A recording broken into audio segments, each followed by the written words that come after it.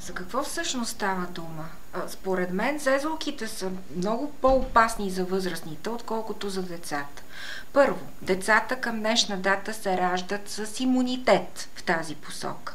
Второ, това е ужасно устаряла теория. Днешните педагози смятат, че ако има изобщо някаква опасност от зезулките, то категорично трябва да бъде смъкната границата от 18 до 14 годишна възраст. Нашите деца са чували какви ли не по-ужасяващи неща от една зезулка.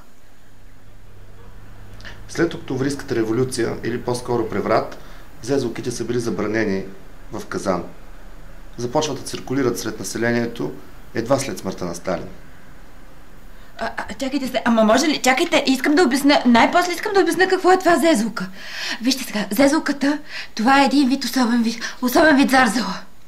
С едни такива малки особени семена, които ако ги погълнеш има опасност да се превърнеш в нещо друго. По всяка вероятност в зезула.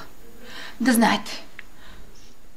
С моята група сме изпяли много песни, но зезулки имаме само 3.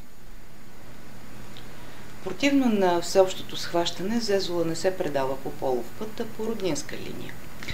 Когато бях малка, леле ми пееше зезулки. Сега аз пея същите зезулки на племенниците си.